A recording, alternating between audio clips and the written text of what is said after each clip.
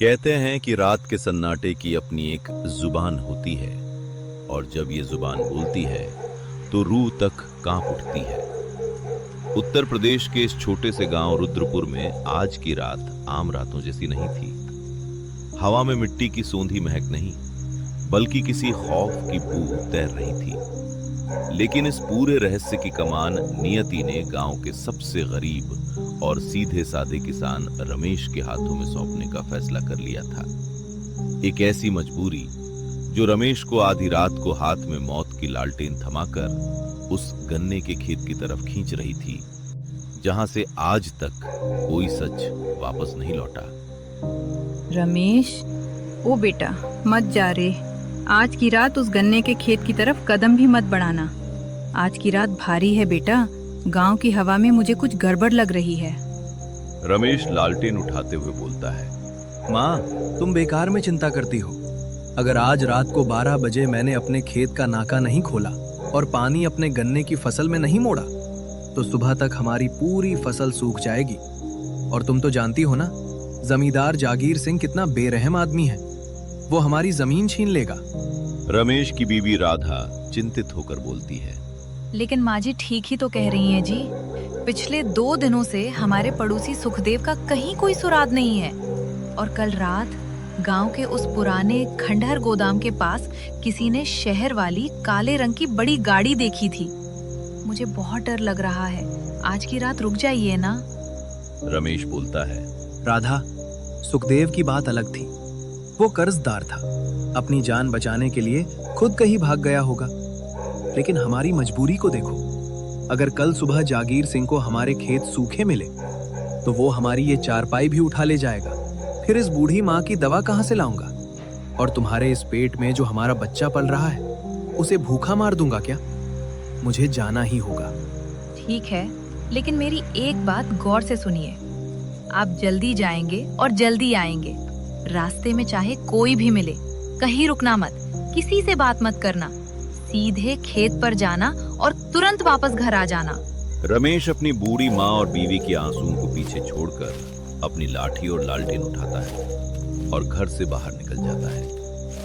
उसे नहीं पता था कि वो सीधे मौत के जाल में कदम रखने जा रहा है। रमेश अब गांव की उबड़ खाबड़ और सुनसान पगडंडी पर अकेला चल रहा है।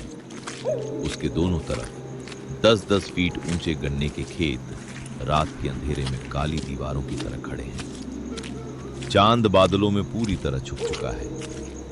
रमेश के हाथ में मौजूद इकलौती लालटेन की पीली रोशनी इस घने अंधेरे में पागलों की तरह डोल रही है। वो डर के मारे कांपते होठों से हनुमान चालीसा बड़बड़ाता हुआ आगे बढ़ रहा है। भूत पिशाच निकट नहीं आवे, महावीर जब नाम सुनावे, नासै रोग हरे सब पीरा।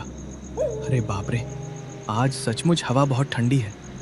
माँ की बात मान लेता तो अच्छा होता, लेकिन नहीं, बस थोड़ा सा रास्ता और वो रहा मेरा खेत। तभी अचानक रमेश अपने खेत के नाके के पास ठिठक जाता है। गन्ने के सबसे घने हिस्से से किसी भारी चीज को घसीटने की आवाज आती है। रमेश डर के मारे पूरी तरह जम जाता है और अपनी साधारण लाठी को दोनों हाथों से कसकर पकड़ लेता है। कौन है वहां? कौन छुपा है गन्ने में? जागीर सिंह के आदमी हो क्या? देखो, मजाक मत करो, बाहर आओ। रमेश का पूरा शरीर पसीने से भीग जाता है। वो कांपते हाथों से अपनी लालटेन को थोड़ा ऊंचा उठाता है। लालटेन की पीली रोशनी गन्ने की गीली मिट्टी पर पड़ती है, जहां शहर का एक रईस बाबू खून से लथपथ पड़ा है। उसकी सफेद शर्ट पर छाती के पास चाकू के भयानक घाव हैं, जहां से ताजा लाल खून बह रहा है। उसकी आंखें अध खुली हैं। वो मर चुका है। अरे बाप रे बाप, खून, मर्डर! ये तो लाश है। मार डाला रे, कोई बचाओ! खौफ के मारे रमेश के हाथों का संतुलन पूरी तरह बिगड़ जाता है। उसके हाथ से उसकी लाठी वहीं खून से सनी मिट्टी में छूट जाती है और वो अपनी लालटेन पकड़े बिना पीछे मुड़े पागलों की तरह गांव की तरफ दौड़ लगाता है। पीछे गन्ने के खेतों के बीच वो डरावनी लाश अंधेरे में अकेली रह जाती है।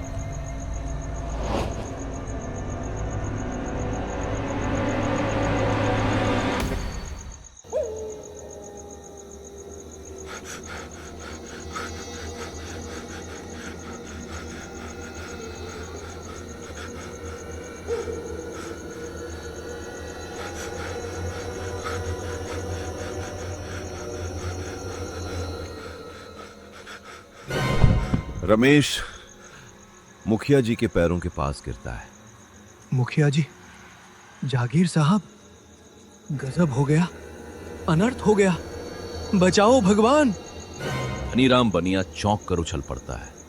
अरे मोरी मैया, ये कौन आधी रात को भूत की तरह चिल्ला रहा है? मुखिया जी रमेश को उठाते हैं। अरे रमेश, शांत हो जा लल्ला, पहले गहरी सांस ले। हाथ में लालटेन लेकर ऐसे क्यों भाग रहा है? किसी जंगली सुअर ने खदेड़ा क्या तुझे? नहीं मुखिया जी, जंगली जानवर नहीं, इंसान। खून हुआ है। अपने गांव में जो सुखदेव की जमीन है ना, उसी सुखदेव के गन्ने के खेत में एक अनजान शहर के बाबू की लाश पड़ी है। सफेद शर्ट और पैंट पहना है उसने, छाती पूरी खून से लाल है। किसी ने उसका मर्डर करके लाश खेत में फेंक दी। मैं अपनी लालटेन के उजाले में साफ साफ देख कर आ रहा हूं। मर्डर की बात सुनते ही पूरे चबूतरे पर सन्नाटा छा जाता है। धनीराम बनिया डर के मारे इधर उधर देखने लगते हैं। मुखिया जी का चेहरा गंभीर हो जाता है, लेकिन जमींदार जागीर सिंह के चेहरे पर एक अजीब सी घबराहट आती है, जिसे वो गुस्से में बदल लेता है। धनीराम बनिया कांपती आवाज में, अरे राम राम, अपने शांत गांव में कत्ल। जागीर साहब, मुखिया जी, हमें तुरंत डाक खाने वाले बड़े फोन से शहर की पुलिस को फोन लगाना चाहिए। जमींदार जागीर सिंह अचानक गुस्से से तमतमा उठता है और बोलते हैं, रुको, कोई भी पुलिस को खबर नहीं करेगा। बैठ जाओ धनीराम, वरना तुम्हारी बही के साथ साथ तुम्हारी टांगे भी तोड़ दूंगा। धनीराम बनिया सहम कर बैठ जाता है। जी जी जागीर साहब, पर पुलिस क्यों नहीं? बेवकूफ हो तुम सब। ये शहर के किसी गैंग का आपसी मामला होगा। अगर पुलिस इस गांव में आई तो रोज कोर्ट कचहरी के चक्कर लगेंगे। दरोगा यहीं डेरा डाल देगा। हर सीधे साधे गांव वाले को डराकर पूछताछ करेगा। लाश को वहीं पड़े रहने दो, सुबह कोई जंगली जानवर ठिकाने लगा देगा। लेकिन जागीर साहब, इतना बड़ा पाप हम कैसे छुपा सकते हैं? वो किसी का बेटा होगा, कानून को तो पता चलना ही चाहिए ना। मुखिया जी गंभीरता से एकदम कड़क आवाज में, शांत हो जाइए जागीर साहब, आपकी जमींदारी अपने बंगले तक ठीक है, लेकिन इस गांव का मुखिया मैं हूं। बात कोई चोरी चकारी की नहीं, सीधे खून की है। कानून से बड़ा कोई जमींदार नहीं होता। अगर हमने छुपाया तो पुलिस हमें भी कातिल का मददगार मानेगी। चलो रमेश, आगे आगे रास्ता दिखाओ। धनीराम, अपनी लालटेन ऊपर उठाओ। जागीर साहब, आप आ रहे हैं या यहीं रुकेंगे? जागीर सिंह गुस्से में बोलते हैं, मैं भी चल रहा हूं मुखिया। देखो तो सही, कौन सा शहर का बाबू मेरी नाक के नीचे मर गया। रमेश, मुखिया जी, धनीराम बनिया और जमींदार जागीर सिंह अपनी अपनी लालटेन लेकर सुखदेव की जमीन वाले गन्ने के खेत में पहुंचते हैं। और फिर रमेश बोलता है, मुखिया जी, जागीर साहब, बस इसी जगह, इसी मेड़ के पास वो शहर वाले बाबू की लाश पड़ी थी। तीनों अपनी अपनी लालटेन की रोशनी उस जगह पर डालते हैं, लेकिन वहां सिर्फ सूखी मिट्टी और गन्ने के पत्ते बिखरे पड़े हैं। वहां कोई लाश नहीं है। धनीराम बनिया आंखें फाड़ कर देखता है, बोलता है, अरे कहाँ है लाश? रमेश भाई, यहाँ तो एक चूहा भी नहीं मरा पड़ा है। काहे आधी रात को हमारी जान सुखाने यहाँ ले आए? मुखिया जी गंभीरता से जमीन को देखते हुए, रमेश, तू पक्का इसी जगह आया था ना? देख, यहाँ गन्ने के कुछ पत्ते टूटे जरूर हैं, पर लाश गायब है। जमींदार जागीर सिंह राहत की सांस लेता है, लेकिन चेहरे पर चालाकी भरा गुस्सा लाता है। देखा, मैंने चबूतरे पर ही कहा था ना कि कोई लाश वाश नहीं है। इस रमेश को रात के अंधेरे में कोई वहम हुआ होगा। किसी सियार या सांड की परछाई देखकर ये डर गया और इसे लगा कि मर्डर हुआ है। रमेश घबरा कर बोलता है, नहीं जागीर साहब, भगवान कसम, मैं झूठ नहीं बोल रहा। सफेद शर्ट और पैंट पहने बाबू की लाश यहीं थी। उसकी छाती पर खून का बड़ा सा धब्बा था। जमींदार जागीर सिंह कड़क आवाज में बोलता है, अरे चुप करो रमेश, कोई बात नहीं, यहाँ कोई लाश नहीं थी। फालतू में हमें डरा दिया और यहाँ पर ले आए। अब चलो, रात बहुत हो गई है। आप लोग अब कोई चिंता मत करो, अपने अपने घर जाओ और आराम से सो जाओ। चलो। जागीर सिंह अपनी लालटेन लेकर तेजी से पलटता है। मुखिया जी और बनिया भी सिर हिलाते हुए पीछे चल देते हैं। रमेश वहीं खड़ा रह जाता है। उसे जागीर सिंह के चेहरे के हाव भाव देखकर गहरा शक होता है।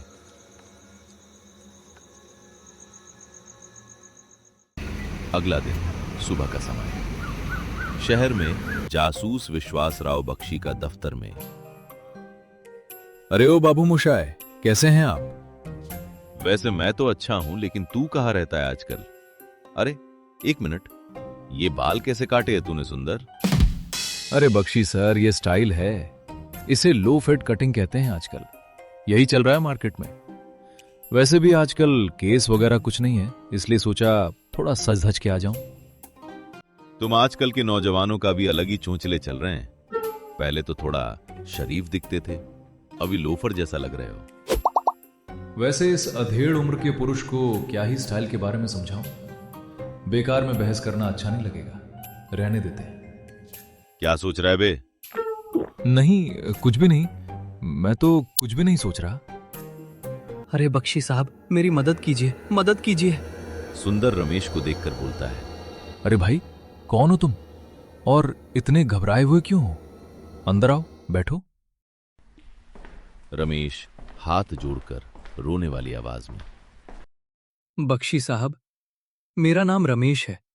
मैं पास के गांव से आया हूं। गांव में बहुत बड़ा अनर्थ हो गया है और सब उसे छुपाने में लगे हैं। मैं आपके पास बहुत उम्मीद लेकर आया हूं साहब।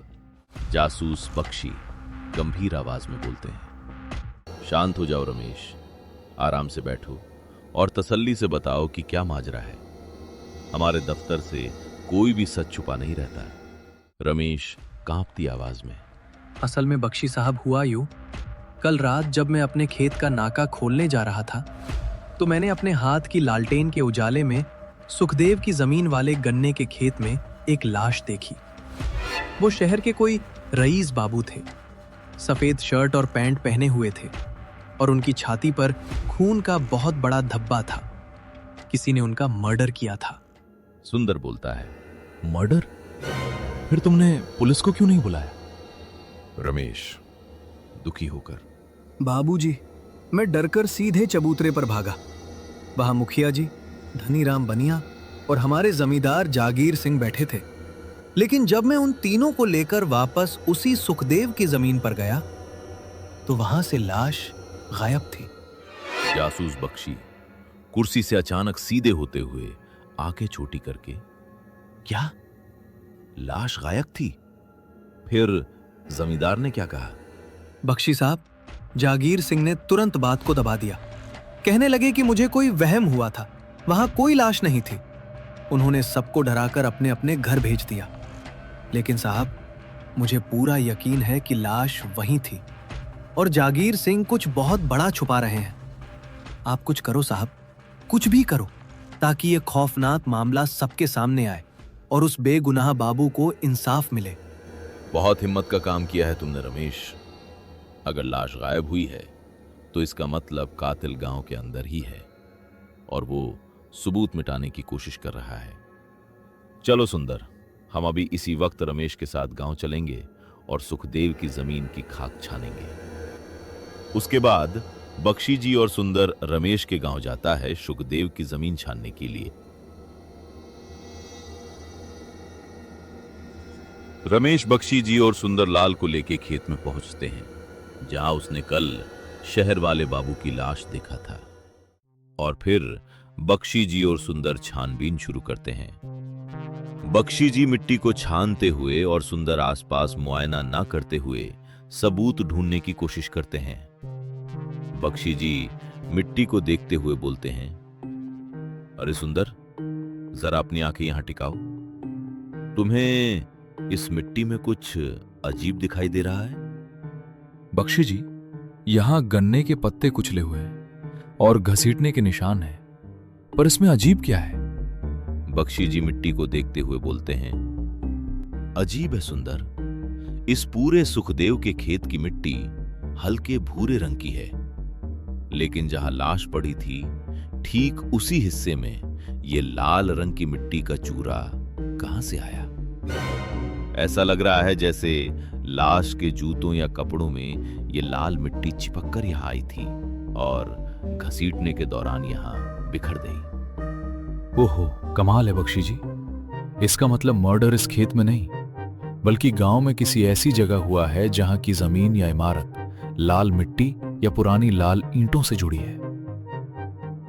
जासूस बख्शी अपनी पैनी नजरों से मेड़ के पास उगी घनी झाड़ियों को टटोलने लगते हैं। तभी गन्ने के पत्तों के नीचे उन्हें दो चीजें चमकती हुई दिखाई देती हैं। वो उन्हें उठाकर अपनी हथेली पर रखते हैं। हमारे हाथ एक नहीं बल्कि तीन तीन सुराग लगे हैं, जरा इन्हें देखो। अरे, ये तो वही छोटा सा शीशा है जिससे हीरे या रत्न परखे जाते हैं, और इसके बगल में ये तो एक सोने की महंगी अंगूठी है। बख्शी साहब, इस सोने की अंगूठी के ऊपर तो अंग्रेजी का जे अक्षर लिखा हुआ है। जे अक्षर वाली अंगूठी और हीरों को परखने वाला कांच। बख्शी जी, क्या आपको पता चला कि ये मरने वाला कौन है? नहीं सुंदरलाल, अभी हमें इस जे नाम वाले इंसान का असली नाम और पहचान नहीं मालूम, लेकिन गन्ने के पत्तों के नीचे गिरी ये अंगूठी और कांच साफ गवाही दे रहे हैं कि कल रात जिस शहर के बाबू का कत्ल हुआ वो कोई मामूली इंसान नहीं था। वो हीरों का कोई बड़ा और रईस व्यापारी था जो यहां किसी गुप्त डील के लिए आया था। रमेश उत्सुकता से बख्शी जी के पास आता है और अपनी उलझन दूर करने के लिए सवाल पूछता है। बख्शी साहब, सुराग तो मिल गए, लेकिन एक बात समझ नहीं आ रही। कल रात जब मैंने लाश देखी और मैं चबूतरे पर भागा, तब जमींदार जागीर सिंह तो मेरे और मुखिया जी के साथ ही चबूतरे पर बैठा था और वो हमारे साथ ही वापस खेत में लाश देखने आया था। अगर जागीर हमारे साथ ही था तो उसने खुद तो लाश गायब नहीं की होगी, फिर लाश यहां से गायब कैसे हुई? रमेश, जमींदार जागीर सिंह खुद लाश गायब करने नहीं आया था। वो बहुत शातिर है। उसने अपने खूंखार लठैतों को पहले से ही इस खेत के आसपास छुपा कर रखा था ताकि वो नजर रख सके। कल रात जैसे ही तुमने चबूतरे पर आकर मर्डर की बात चिल्लाई, जागीर समझ गया कि उसका भंडा फोड़ होने वाला है। उसने चबूतरे पर बैठे बैठे ही चुपके से अपने लठैतों को कोई गुप्त संदेश या इशारा भेज दिया कि पुलिस के आने से पहले लाश को यहां से हटाकर कहीं और छुपा दो, ताकि वो तुम सबको झूठा साबित कर सके और खुद पाक साफ बच जाए। वाह बख्शी जी, जागीर चबूतरे पर शरीफ बनने का नाटक कर रहा था और पीछे से उसके गुंडों ने लाश गायब कर दी। लेकिन मर्डर के वक्त गिरी ये जे नाम की अंगूठी, कांच और वो लाल मिट्टी उठाना भूल गए। अब आगे क्या करना है बख्शी जी? जासूस बख्शी रहस्यमय मुस्कान के साथ, सुंदर, अभी हम सीधे जागीर पर हाथ नहीं डाल सकते। पहले हमें इस जे नाम के व्यापारी की असली पहचान ढूंढनी होगी और यह पता करना होगा कि इस पूरे गांव में वो लाल मिट्टी कहां मिलती है। चलो वापस शहर के दफ्तर चलते हैं, असली राज वहीं खुलेगा। जासूस बख्शी, सुंदर और रमेश तीनों सुराग समेटकर तेजी से खेत से बाहर निकलते हैं। दोपहर का समय। जासूस विश्वास राव बख्शी का शहर वाला दफ्तर। मेज पर रखे हुए वो दो सुराग हैं, सोने की जी अंगूठी और हीरे पर रखने वाला कांच। रमेश एक कोने में बैठा गहरी सोच में चाय पी रहा है और बख्शी जी किसी का इंतजार कर रहे हैं। लेकिन सुंदर अचानक चिल्लाते हुए बख्शी जी के दफ्तर में दौड़ के आता है और बोलता है, बख्शी जी, मिल गया। इस जे अक्षर का पूरा इतिहास मिल गया। जरा अखबार की हेडलाइन देखिए। जासूस बख्शी पास आते हैं और बोलते हैं, क्या लिखा है सुंदर? साफ साफ पढ़ो। इसमें लिखा है, शहर के मशहूर डायमंड मर्चेंट जयवर्धन रहस्यमयी तरीके से लापता। और बख्शी जी, ऊपर जयवर्धन का फोटो और उसकी जे अक्षर वाली सोने की अंगूठी दिख रही है जो हमें सुखदेव के खेत में मिली थी। लिखा है कि वो कल रात करोड़ों के हीरे लेकर अपने शहर वाले पार्टनर के साथ गुप्त डील के लिए निकले थे। रमेश फोटो देखकर चौंकते हुए, हाँ साहब, भगवान की कसम, कल रात सुखदेव के खेत में ठीक इसी बाबू की लाश मैंने देखी थी। सफेद शर्ट पैंट वाले, यही चेहरा था उनका। तभी अचानक दफ्तर में बख्शी जी का वफादार खबरी हांफता हुआ अंदर आता है। उसके चेहरे पर घबराहट और बड़ी कामयाबी की चमक है। बख्शी साहब, बहुत बड़ी खबर लाया हूँ। आपने मुझे आज सुबह को जमींदार जागीर सिंह पर नजर रखने के लिए उसके गांव भेजा था ना? मैं अभी सीधे वहीं से आ रहा हूँ। जासूस बख्शी गंभीर होकर, अरे जनक शांत हो जाओ और फिर बताओ, तुमने वहां जागीर के बंगले पर क्या देखा? साहब, सुबह सुबह जब मैं चुपके से जागीर सिंह के बंगले के पीछे बने उस पुराने सुनसान गोदाम घर के पास पहुंचा, वहां भीतर से जोर जोर से चिल्लाने की आवाजें आ रही थीं।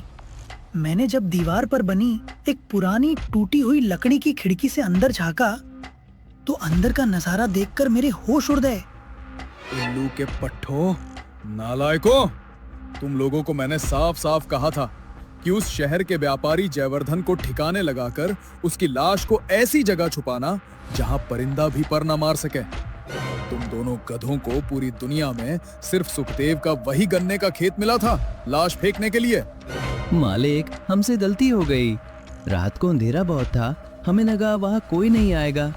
तुम्हारी उस गलती की वजह से गांव के उस रमेश ने लाश देख ली। वो तो शुक्र मनाओ कि जब रमेश चबूतरे पर मुझे और मुखिया को खबर देने भागा तो मैंने चबूतरे से ही तुम लोगों को चुपके से इशारा कर दिया और तुम लोगों ने पुलिस के आने से पहले लाश वहां से गायब कर दी, वरना आज हम सब जेल में चक्की पीस रहे होते। भागो यहाँ से और उस लाश को ले जाकर नदी पार के जंगलों में दफना दो।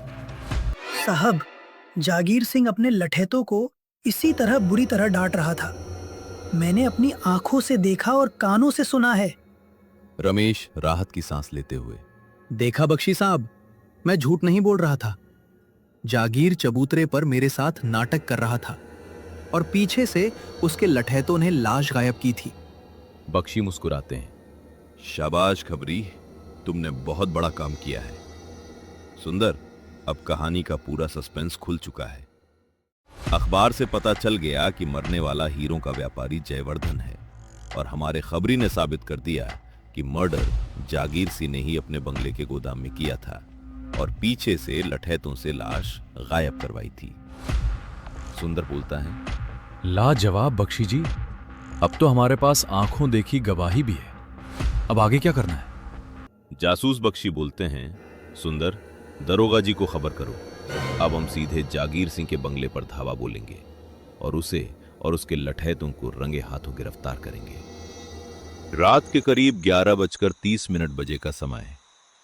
जमींदार जागीर सिंह का वही लाल ईंटों से बना पुश्तैनी बंगला। जागीर सिंह अपने कमरे में घबराया हुआ चक्कर काट रहा है, माथे से पसीना बह रहा है। तभी पुलिस और बख्शी जी अंदर आते हैं और दरोगा जी बोलते हैं, अरे जागीर साहब, इतना चिंता काहे करते हैं?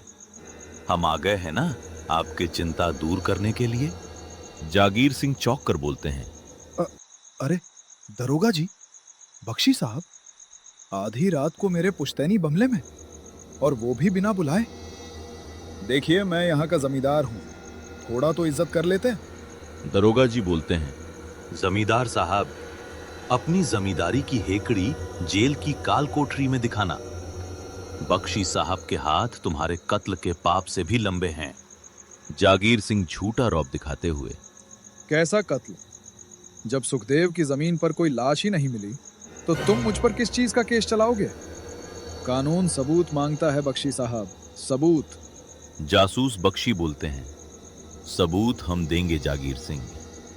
ये जे अक्षर वाली अंगूठी, हीरे परखने वाला कांच और सुखदेव के खेत से मिली लाल मिट्टी का चूरा जो तुम्हारे पुराने गोदाम की मेज पर बिखरा पड़ा है, और हमारे पास चश्मदीद खबरी भी है जिसने सुबह तुम्हें अपने लठैतों पर चिल्लाते और लाश गायब करने की बात कहते सुना था।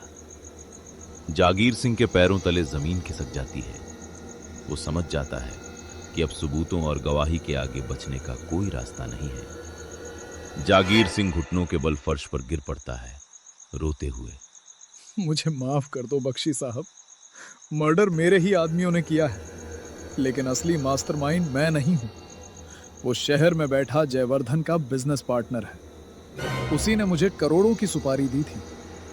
आज रात 12 बजे वो गांव के पुराने खंडहर वाले पुल पर मुझसे वो सारे हीरे लेने आ रहा है। सुंदर बोलता है। बख्शी जी, तो फिर आप जागीर का भेष बनाकर वहां जाएंगे? जासूस बख्शी रहस्यमय ढंग से सिर हिलाते हुए, नहीं सुंदर, भेष बदलने में थोड़ा भी रिस्क हुआ तो शातिर पार्टनर भाग सकता है। हम जागीर सिंह को ही अपना मोहरा बनाएंगे, और तुम जागीर सिंह, अगर अपनी जान प्यारी है और सजा कम करवानी है तो जैसा मैं कहता हूं बिल्कुल वैसा ही करोगे। तुम खुद हीरों की पोटली लेकर उस पार्टनर से मिलने जाओगे, और अगर तुमने कोई भी होशियारी करने की कोशिश की तो हमारे सिपाही झाड़ियों से तुम्हें वहीं भून देंगे। समझ गए? जागीर सिंह बोलता है। हाँ साहब, हाँ, जैसा आप कहेंगे मैं बिल्कुल वैसा ही करूंगा। बस मुझे गोली मत मारना। अब होगा पुराने पुल पर जाल और असली पार्टनर का खात्मा रात के ठीक 12:01 पर। गांव का पुराना सुनसान खंडर वाला पुल में एक महंगी काली कार आकर रुकती है। कार से एक सूट बूट पहने शहर का आदमी, जयवर्धन का वही पार्टनर, हाथ में नोटों से भरा सूटकेस लिए उतरता है। पुल के बीच में जागीर सिंह डर से कांपता हुआ हीरों की पोटली हाथ में लिए खड़ा है। बख्शी जी, सुंदरलाल, दरोगा जी और पुलिस वाले पुल के नीचे पिलर्स के साइड में छुप के खड़े हैं। पार्टनर हंसते हुए आगे बढ़ता है। कमाल कर दिया जमींदार जागीर सिंह, तुमने जयवर्धन को रास्ते से हटाकर मेरा काम बिल्कुल आसान कर दिया। अब वो सारे हीरे हमेशा के लिए मेरे हो गए। ये लो तुम्हारे हिस्से के पैसे। पार्टनर नोटों का सूटकेस आगे बढ़ाता जागीर सिंह बख्शी जी के सिखाए अनुसार डर छुपाते हुए भारी आवाज में बोलता है। पैसे तो ठीक है पार्टनर, लेकिन तुम मुझे पूरा यकीन दिलाओ कि इस कत्ल के बाद पुलिस कभी मेरे तक नहीं पहुंचेगी। तुमने ही तो कहा था कि जयवर्धन को मारने का आइडिया एकदम सेफ है। पार्टनर घमंड में मुस्कुराते हुए बोलता है। अरे डरो मत जागीर, पूरी साजिश मेरी थी। पुलिस को यही लगेगा कि जयवर्धन हीरे लेकर फरार हो गया। किसी को कानो कान खबर नहीं होगी कि सुपारी मैंने दी थी और कत्ल तुमने किया। लाओ, अब जल्दी से हीरों की पोटली मुझे दो। जैसे ही पार्टनर के मुंह से जुर्म का ये इकरारनामा निकलता है, बख्शी जी झाड़ियों के पीछे से सुंदरलाल को इशारा करते हैं। सुंदरलाल तुरंत रिकॉर्डर बंद करता है। तभी बख्शी जी, दरोगा जी और पुलिस वाले अपनी बंदूकें ताने चारों तरफ से पार्टनर को घेर लेते हैं। जासूस बख्शी झाड़ियों से बाहर आते हुए कड़क आवाज में, बहुत बहुत शुक्रिया पार्टनर, हमें बस तुम्हारे मुंह से इसी सच के कबूलनामे का इंतजार था। अरे तुम सब कौन हो? जागीर, ये क्या धोखा है? दरोगा जी और उनके 2 हवलदार तुरंत आगे बढ़कर पार्टनर को पकड़ लेते हैं। कानून के सामने कोई चालाकी नहीं पार्टनर, तुम्हारे इस मोहरे जागीर सिंह ने तुम्हें बहुत अच्छे से जाल में फंसा दिया। सुंदर हाथ में टेप रिकॉर्डर दिखाते हुए, तुम्हारी आवाज और कत्ल की साजिश का पूरा कबूलनामा इस टेप में रिकॉर्ड हो चुका है। चलो अब जेल में चक्की पीसना। रमेश खुश होकर आगे आता है।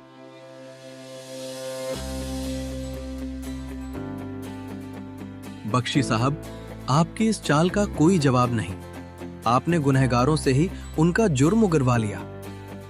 जासूस बख्शी मुस्कुराते हुए, शातिर से शातिर अपराधी भी जासूस के दिमाग के आगे एक मोहरा ही होता है रमेश। और विश्वास राव बख्शी और सुंदरलाल त्रिपाठी का एक और जासूसी किस्सा खत्म होता है।